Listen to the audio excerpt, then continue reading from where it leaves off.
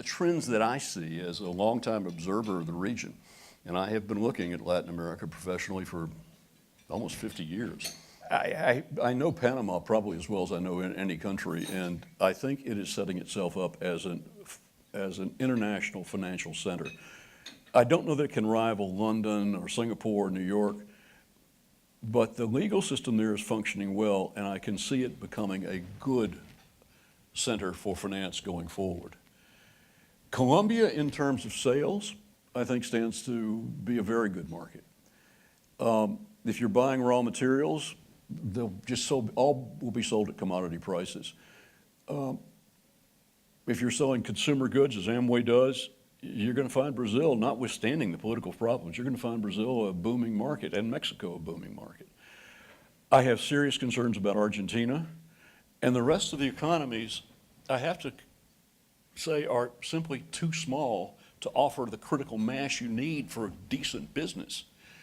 I was an advisor when we were negotiating CAFTA, the Central America Trade Agreement, and I said, this cannot be a hub and spoke agreement.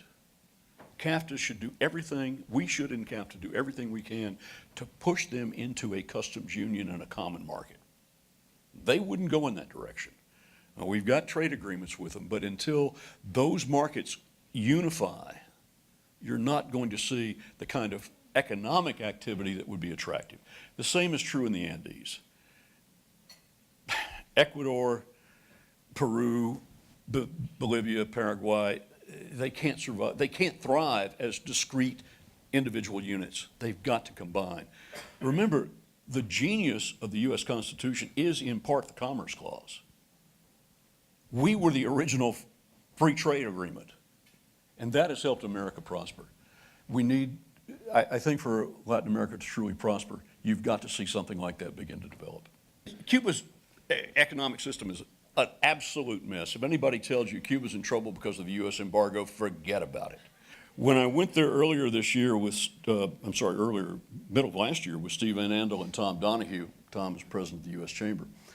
Steve and Tom met with Raul Castro, and he told them that he needed $10 billion in new investment over the next 5 years. They have a new investment law in Cuba. But when you take a good look at it, it's not an investment law I would do anything with. Any foreign money that comes in has to go into a joint venture with the Cuban government. In other words, you're in a joint venture with the group that's going to adjudicate any dispute. And the Cuban record for adjudicating disputes is they never lose. It's not where I'd put my money. Oh, and if you want to hire anyone to work, you can't. The Cuban government will hire your workers. They'll assign them to you.